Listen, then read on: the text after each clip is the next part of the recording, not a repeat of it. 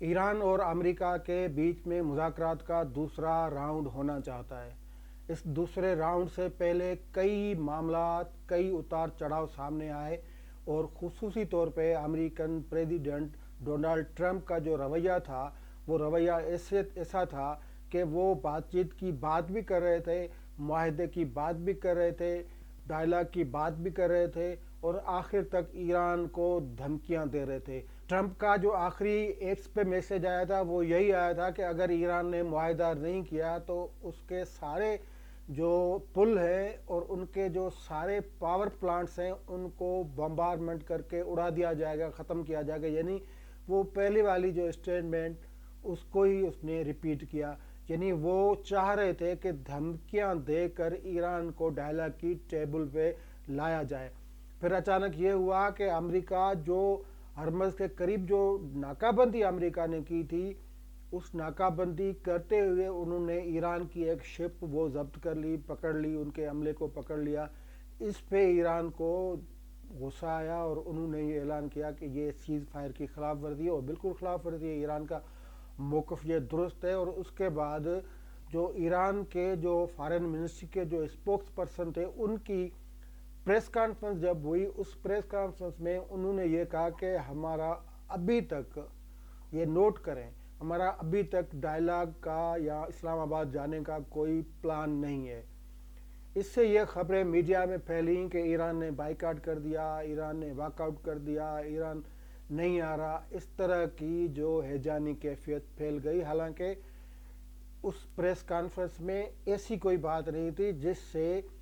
یہ کہا جائے کہ یا یہ ایسے جملے ہوں کہ ہم ڈائلاگ میں نہیں بیٹھیں گے، ہم بات چیت نہیں کریں گے۔ ایران کے اس موقف پہ ہی میڈیا پہ بحث چل رہی تھی۔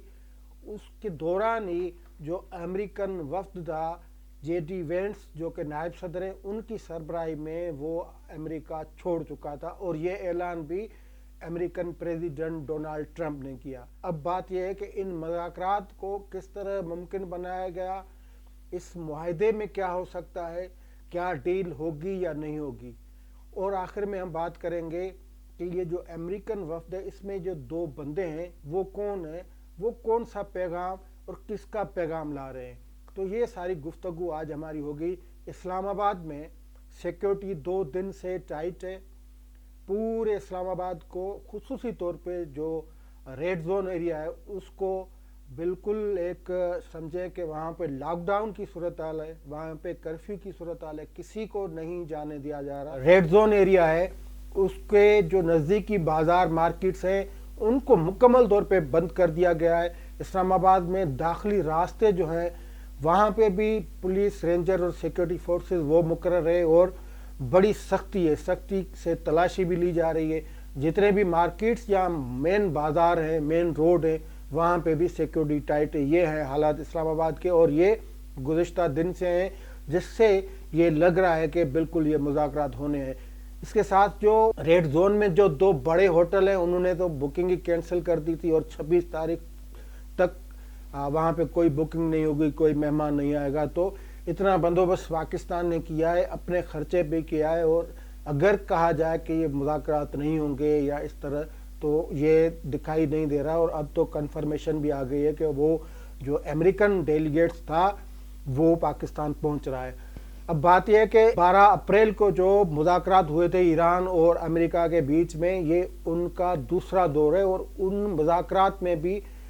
حالانکہ معاہدہ نہیں ہوا تھا، لیکن جے ڈی وینس نے یہ کہا تھا کہ بات چیت تمام معاملات پہ کر لیے لیکن ایگریمنٹ نہیں ہو رہا، ڈیل نہیں ہو رہی، تو میں واپس جا رہا ہوں۔ پھر وہ واپس چلے گئے، لیکن دونوں ممالک کے مابین جنگ بندی برقرار رہی۔ ٹرمپ نے کوئی اعلان نہیں کیا کہ جنگ بندی ختم ہو جائے گی یا پھر سے بمبارمنٹ کر دوں گا۔ ہاں، دھمکیاں تو ہلکی پھلکی دی، لیکن 21 تاریخ تک یہ جنگ بندی کی جو ڈیٹ لائن تھی وہ 21 تاریخ منگل کو یہ ڈیٹ لائن بھی ختم ہوگی، اور امکانات اس بات کے ہیں کہ منگل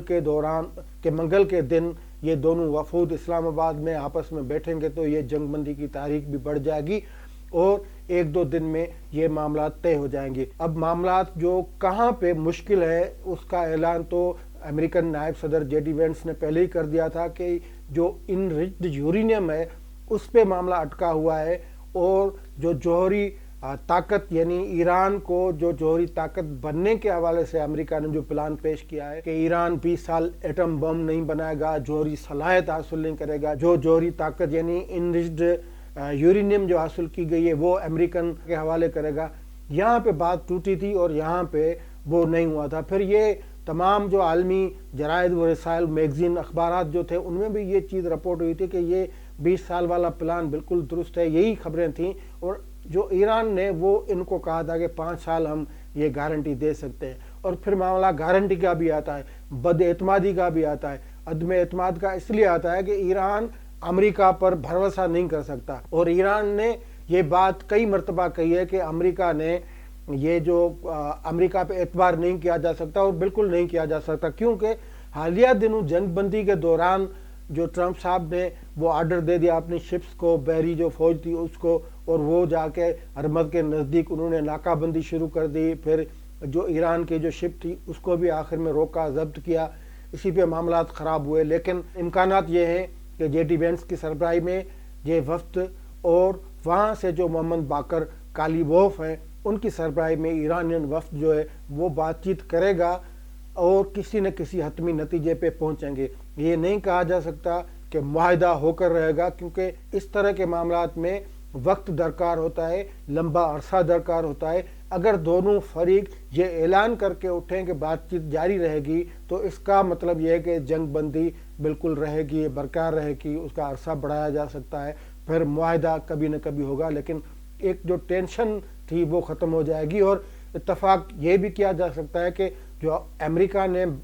بلاکیڈ کیا ہوا ہے ہرمز کو وہ ختم کرے گا، اور ایران جو ہے وہ ہرمز کو اوپن کرے گا، 27 فروری کی پوزیشن پر لے کے آئے گا۔ یہ ممکنہ چیزیں ہیں۔ لیکن جب ہم عدم اعتماد کی بات کرتے ہیں تو اس ٹیم میں یعنی امریکن جو ٹیم ہے اس میں جو دو بندے ہیں، اسٹیو وٹکاف اور جیرڈ کشنر جو ہیں، ان کے حوالے سے ایران پہلے ہی عدم اعتماد کا اظہار کر چکا ہے، کیونکہ انہوں نے بڑا دھوکہ دیا جب بات چیت چل رہی تھی قطر میں فروری کے دوران، قطر اور عمان میں ایران اور امریکن کے بیچ میں، تب انہوں نے غلط رپورٹ ٹرمپ کو پیش کی۔ ٹرمپ کو یہ رپورٹ پیش کی گئی کہ ایران سنجیدہ نہیں ہے، ایران ٹائم گین کرنا چاہتا ہے، اس لیے ان سے بات کرنا فضول ہے، اور یہ بھی کہا کہ جو یورینیم ہے وہ ان کے پاس 60% انرچڈ یورینیم ہے، افزودہ یورینیم ہے، تو اس سے یہ 10 ایٹم بم بنا سکتے ہیں۔ ٹرمپ تک جب یہ بات پہنچی تو انہوں نے کہا کہ ٹھیک ہے، مذاکرات ختم، اور بمباری شروع کر دی۔ اب یہ کہا جاتا ہے کہ، اور یہ رپورٹس ہیں، یہ تمام اخباروں کی اور تحقیق شامل ہے، بلکہ یہ اعتراف خود جو وہ کر چکے ہیں اسٹیو وٹکاف اور جیرڈ کشنر، یہ دونوں جو ہیں، پہلی بات یہ ہے کہ دونوں کو کوئی سیاسی تجربہ نہیں ہے، دونوں کو کوئی سفارتی تجربہ نہیں ہے، دونوں ٹاپ کے پراپرٹی ٹائکون ہیں، پراپرٹی ڈیلر ہیں، بزنس مین ہیں۔ وہ یہاں پہ آ رہے ہیں امن کی بات کرنے، پیس ڈائلاگ کرنے، اور ان کا تھوڑا آپ کے سامنے میں تعارف بھی پیش کر دوں۔ جے ڈی وینس جو کہ نائب صدر ہیں، اور جے ڈی وینس کا مسئلہ یہ ہے کہ وہ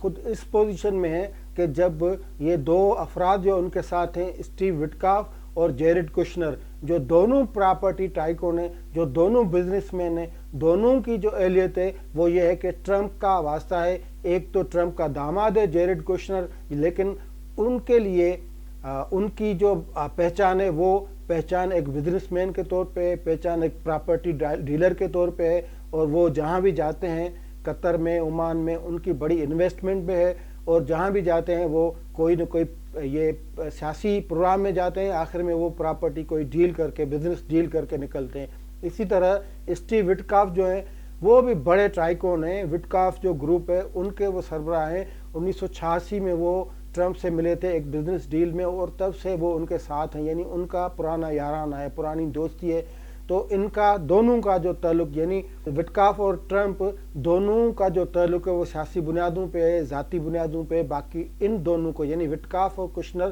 دونوں کو کوئی سیاست کا تجربہ نہیں ہے، ڈپلومیسی کا کوئی تجربہ نہیں ہے، ہاں بزنس کا تجربہ ہے، اور دونوں جہاں بھی جاتے ہیں پھر وہ بزنس کے جو طور طریقے ہوتے ہیں اس میں آپ حساب لگائیں۔ جب 12 تاریخ کو جہاں پہ یہ آئے تھے تو پھر ایرانی وفد نے یہ کہا تھا کہ جے ڈی وینس جو ہیں ان کے ہاتھ بندھے ہوئے تھے، دونوں وٹکاف اور